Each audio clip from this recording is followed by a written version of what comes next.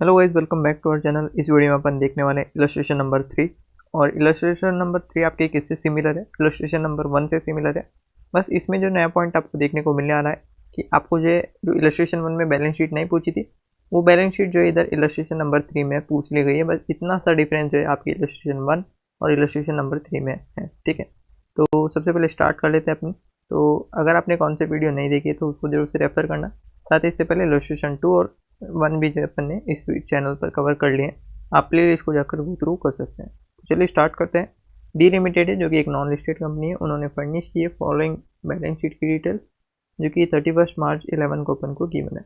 और जो डेटा यहाँ पर गिवन है वो 1000 में आपको गिवन है। तो ये चीज़ आपको जो है ध्यान रखकर चलनी पड़ेगी, क्योंकि इसमें अगर ये चीज़ आप नहीं देखते तो आप जो है अमाउंट में अपने जो है जर्नल एंट्रीज भी गलत बना सकते हो। तो ये चीज़ एग्जाम टाइम में भी आपको ज़रूर से देखते हुए चलना है। ठीक है, बट आगे बढ़ते हैं। अब इक्विटी एंड लायबिलिटी देखते हैं, जिसमें शेयर होल्डर फंड में आपको देखने को मिलता है शेयर कैपिटल और रिजर्व सरप्लस, जिसमें करंट लायबिलिटीज है, ट्रेड पेबल आपको देखने को मिल जाता है। अब एसेट साइड में आते हैं तो नॉन करंट एसेट्स गिवन है और करंट एसेट्स गिवन है। नॉन करंट में पीपीई गिवन है और नॉन करंट इन्वेस्टमेंट आपको दिए हुए हैं। इसके बाद जो करंट में आपको एंट्रीज दी हुई है, साथ ही ट्रेड रिसीवेबल दिए हुए और कैश एंड कैश इक्विवेलेंट भी गिवन है। नोट्स टू अकाउंट्स में आपको जो शेयर कैपिटल है, रिजर्व सरप्लस है, उसकी फर्दर डिटेल दी हुई है। अपन को जो है यहाँ पर पढ़ना है, अपने लिए इंपॉर्टेंट है कि एडिशनल इन्फॉर्मेशन सबसे पहले अपन को पढ़ना रहता है। उसमें से अपन को पता चल जाता है कि क्या क्या ट्रीटमेंट किस किस जनरल एंट्री से रिलेटेड इसमें होना है। तो कंपनी ने जो है रिजोल्यूशन पास कर लिया है। Company pass resolution to buy back 20% of it equity share capital. मतलब इस लाइन से अपन को पता चल चुका है कि जो है कंपनी बाय बैक करना चाहती है अपने इक्विटी शेयर्स का, जो कि प्राइस कितने है, ₹10 उसकी प्राइस है। पर कंपनी जो है यहाँ पर शेयर होल्डर्स को ऑफर करेगी ₹50 पर शेयर पर। मतलब जो है नॉर्मली उसकी जो प्राइस रहती है 10 रुपये, उससे ऊपर कितना, यानी कि ₹50 पर कंपनी उसको ऑफर करने जा रही है। तो इस इंफॉर्मेशन से अपन को क्या क्या पता चल रहा है, देखिए। एक तो फेस वैल्यू ₹10 की है, और जो फेस वैल्यू से जितना ऊपर अमाउंट है, यानी कि ₹40, ये हो जाता है अपने प्रीमियम। ₹40 पर शेयर यहाँ पर प्रीमियम हो जाता है, जो कि अपन एज अ लॉस बुक करेंगे। और साथ ही जो है ₹50 पर शेयर जो है यहाँ पर बायबैक करने जा रही है कंपनी, उसका जो है ₹50 पर शेयर जो है शेयर होल्डर को देना है। तो शेयर होल्डर को अपन इससे ड्यू करेंगे। तो ये 3 इन्फॉर्मेशन यहाँ से निकल जाती है एंट्री से रिलेटेड। इसके बाद जो क्या गिवन है कि बायबैक के लिए फॉर दिस पर्पज, यानी कि बायबैक के लिए मैंने क्या किया है, सारे इन्वेस्टमेंट उसके सेल कर दिए हैं। कितने में? 22 लाख में। तो इससे पहले अपन को पता होनी चाहिए कि इन्वेस्टमेंट की वैल्यू क्या थी। इन्वेस्टमेंट की वैल्यू अपन पता करते हैं कि बुक्स में क्या थी। नॉन करंट इन्वेस्टमेंट जो आपके यहाँ पर गिवन है वो दिए हुए यहाँ पर 30 लाख के, जो है ये जो जितने भी डेटा दिए हुए 1000 में दिए हुए, यानी कि जो है आप कन्वर्ट करते हो उसको तो 30 लाख यहाँ पर निकल कर आता है। तो 30 लाख की इन्वेस्टमेंट आपने कितने में सेल कर दिए यहाँ पर? 22 लाख में। एक बार देख सकते हैं आप, 22 लाख में। तो सीधा से यहाँ पर जो लॉस रिकॉर्ड होगा, देखिए 30 लाख की इन्वेस्टमेंट है, आपने जो है उसको सेल कर दिया 22 लाख में ही। तो इससे आपका जो लॉस आएगा निकल के, वो 8 लाख का जो है लॉस आपको रिकॉर्ड करना पड़ेगा। तो इस तरह से जो है 2 ट्रीटमेंट अपन ने देख लिए, बायबैक से रिलेटेड और जो है यहाँ पर आपके इन्वेस्टमेंट के सेल से रिलेटेड। और अब आपको क्या करना है कि जो है रिक्वायरमेंट जर्नल एंट्रीज जो है सबसे पहले पास करनी है, और इसके बाद जो है बैलेंस शीट को जो है प्रिपेयर करना है। तो चलिए स्टार्ट करते हैं। तो सबसे पहले इनफ्लो वाली जितनी भी एंट्रीज है रिलेटेड, तो वो वाली एंट्रीज अपन पास कर लेंगे। तो सबसे पहले एंट्री क्या होती है? सबसे पहले एंट्री होती है अपनी इनफ्लो की, यानी कि जो भी अपन ने इन्वेस्टमेंट सेल किया है, तो इन्वेस्टमेंट के सेल से रिलेटेड अपन एंट्री पास करेंगे। देखिए 30 लाख का इन्वेस्टमेंट था, अपन ने उसको बेचा है 22 लाख में। तो बैंक बैलेंस डेबिट हुआ कितने से? 22 लाख से।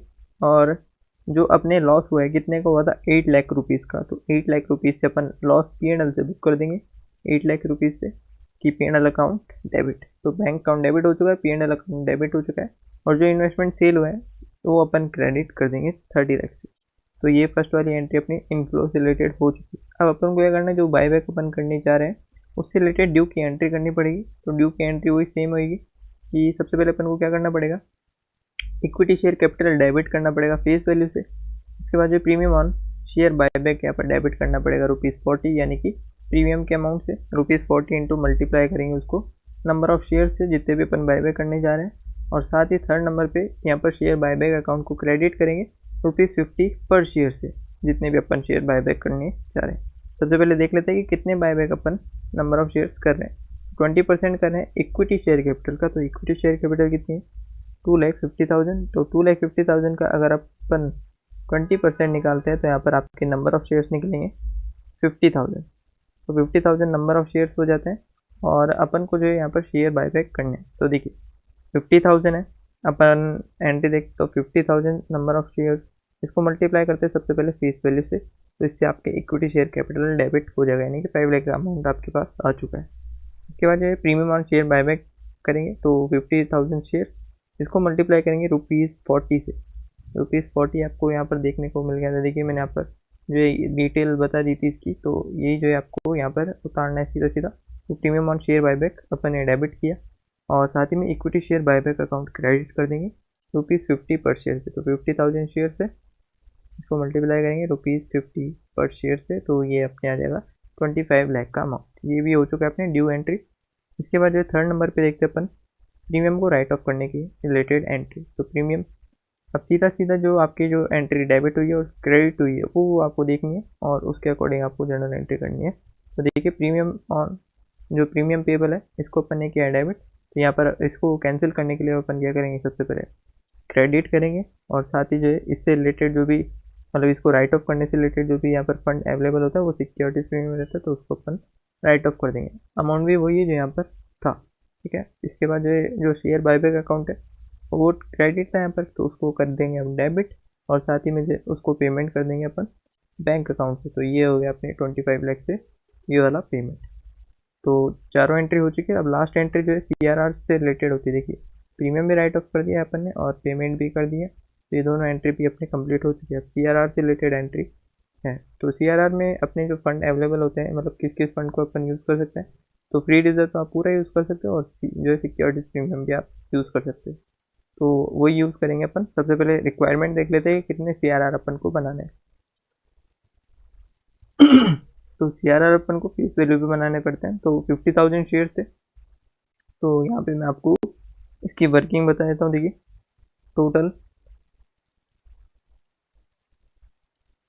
Total face value of share buyback, तो इसको मल्टीप्लाई करेंगे 50,000 शेयर्स और एक शेयर कितने का ₹10 फेस वैल्यू का, तो यानी कि 5 लाख रुपीज़ अपने अमाउंट आ जाता है। अब इसमें से लेस करेंगे फ्रेश इशू अब क्वेश्चन में देखेंगे, रिक्वायरमेंट क्वेश्चन में देखेंगे इन्फॉर्मेशन है या नहीं है इससे रिलेटेड और उसके अकॉर्डिंग अपने बन जाएगा CRR जो भी बैलेंस अमाउंट में होगा। फ्रेश इशू देख लेते हैं इन्फॉर्मेशन क्वेश्चन में क्या गिवन है। तो फ्रेश इशू से रिलेटेड जो है इन्फॉर्मेशन सबसे पहले देखेंगे एडिशनल इन्फॉर्मेशन में कुछ भी गिवन नहीं था, इससे रिलेटेड अपने पूरा पढ़ लिया। अब देखिए क्वेश्चन में अब अपन देखेंगे प्रेफरेंस शेयर्स। देखिए प्रेफरेंस शेयर्स के जस्ट नीचे, क्योंकि मैंने आपको जितने भी इलस्ट्रेशन पढ़े हैं अभी तक मैंने आपको दोनों चीज़ों में चेक करा है, तो एडिशनल इन्फॉर्मेशन में और यहाँ पर एक बैलेंस शीट में। तो बैलेंस शीट में भी इन्फॉर्मेशन गिवन होती है अगर इशू की जाती है। देखिए इशू 2 मंथ बैक यानी कि 2 महीने पहले इशू किए गए जो प्रेफरेंस शेयर्स है for the purpose of buyback, यानी बायबैक के लिए अपन ने पहले 2 महीने पहले प्रेफरेंस शेयर्स इशू किए थे कितने के 2 लाख के। तो 2 लाख मतलब अपने पास अवेलेबल है किसके लिए, CRR के लिए। तो 2 लाख यहाँ पर लिखा, इससे अपने जो CRR का अमाउंट अपन को बनाना पड़ेगा केवल 3 लाख का ही, मतलब टोटल अपन को 5 लाख चाहिए थे जिसमें से 2 लाख CRR मतलब जो है फ्रेश इशू से पहले ही अपने पास थे, तो अपन ने 3 लाख का जो है अब अवेलेबल अपन को CRR बनाना है। तो अपन क्या करेंगे, देखिए 3 लाख का अमाउंट निकला है तो CRR सबसे पहले CRR अकाउंट क्रेडिट कर देंगे। अब इससे रिलेटेड फंड देखेंगे कौन कौन से अवेलेबल है। तो सबसे पहले अपन क्या यूज़ करते हैं, अपन फ्री रिजर्व यूज़ करते हैं जिसमें अपने सीक्वेंस क्या रहता है तो मैं वो भी बता देता हूँ। सबसे पहले रेवेन्यू रिजर्व, फिर जनरल रिजर्व, फिर अपन यूज़ करते हैं सिक्योरिटीज प्रीमियम और फिर लास्ट में यूज़ करते हैं P&L को।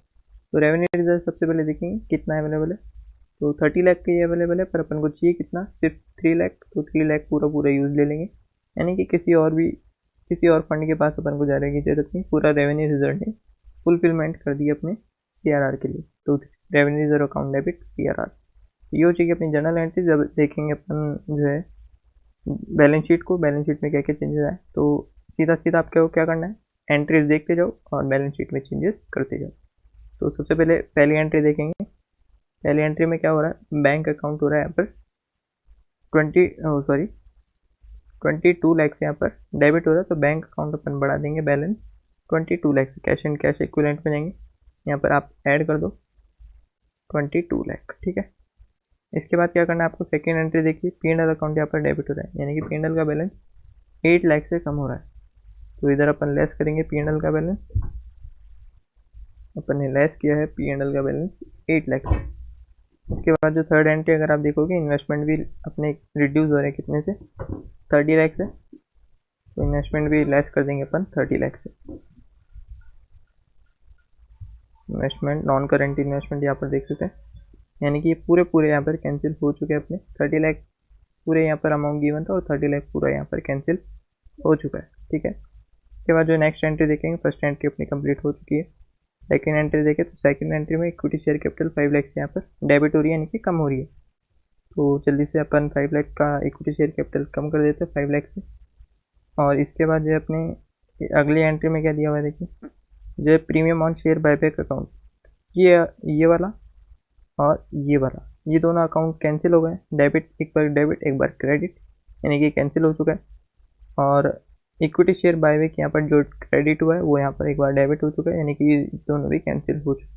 अब जो अकाउंट बचे हुए हैं उसकी एंट्री जो है अपन को देखनी है, यानी कि सेकेंड एंट्री भी कंप्लीट हो चुकी है। थर्ड में देखें तो सिक्योरिटीज प्रीमियम अपन को कम करना है कितने से, 2 लाख से, 2 लाख से या फिर सॉरी 20 लाख से, तो 20 लाख से अपन को अब सिक्योरिटीज प्रीमियम कम करना है, तो सिक्योरिटीज प्रीमियम में जाएंगे और यहाँ पे लेस कर देंगे 20 लाख। इसके बाद जो भी है रेवेन्यू रिजर्व वाली एंट्री हो चुकी है अपनी, third entry complete. Fourth entry में आपको बैंक अकाउंट रिड्यूस करना है 25 लाख से, तो ये भी कंप्लीट हो चुकी है, बैंक अकाउंट रिड्यूस कर देंगे 25 लाख से। इसके बाद अपन को क्या करना है देखिए, इसके बाद जो है लास्ट एंट्री मतलब फोर्थ भी कंप्लीट हो चुकी है, लास्ट एंट्री जो है CRR अपन को बनाना है, तो रेवेन्यू रिजर्व सबसे पहले कम करो 3 लाख से और CRR बना दो 3 लाख से, तो रिजर्व सरप्लस में जाएंगे, यहाँ पर CRR लिखेंगे और इसको लिख देंगे यहाँ पर कितना 3 लाख था, हाँ 3 लाख था, तो 3 लाख यहाँ पर लिख देंगे और जो है रेवेन्यू रिजर्व को कम कर देंगे कितने से, 3 लाख से। और जो भी रिजल्टेड आपको बैलेंस शीट में अमाउंट दिखे वो आपको सीधा सीधा लिख देना है। अब देखिए कौन कौन से अमाउंट आपके चेंजेस नहीं होंगे, वो जो आपको कैसे लगना है, मतलब ये जो है ट्रेड पेबल बिल्कुल भी चेंज नहीं है, सीधा सीधा आपको बैलेंस शीट में उतार देना है। एसेट साइड में देखें तो आपकी जो PPE है वो भी जो है सेम टू सेम आपको उतार देना है। इसके बाद जो इन्वेंट्रीज आपको दिखेगी, इन्वेंट्रीज में भी बिल्कुल भी चेंज नहीं हुआ है, ट्रेड रिसीवेबल में भी बिल्कुल भी चेंज नहीं हुआ है, सिर्फ चेंज जो हुआ है आपके कैश एंड कैश इक्विवेलेंट में हुआ है और जो है आपके रिजर्व एंड सरप्लस में हुआ है, शेयर कैपिटल में चेंज हुआ है। तो ये जो कुछ चेंजेस थे अपन ने इस तरह से आपको चेंजेस कर लेने और आपको बैलेंस शीट प्रिपेयर कर लेनी। आप मैच करके देख सकते हैं, कुछ हो सकता है अगर छूट गया हो तो आप देख लीजिएगा। इस तरह से यहाँ पर बैलेंस शीट भी अपनी कंप्लीट हो चुकी है। तो होप सो आपको वीडियो समझ में आई होगी और वीडियो पसंद आए तो वीडियो को लाइक भी जरूर से कीजिएगा, चैनल पर नए हो चैनल को सब्सक्राइब भी कर लीजिएगा और आपका कोई सजेशन रहता है वीडियो के बारे में तो ज़रूर से कमेंट बॉक्स में जरूर से बताइएगा, हम उसको इम्प्रूव करने की कोशिश करेंगे। तो फिर मिलते हैं नेक्स्ट वीडियो में, तब तक के लिए टेक केयर, गुड बाय।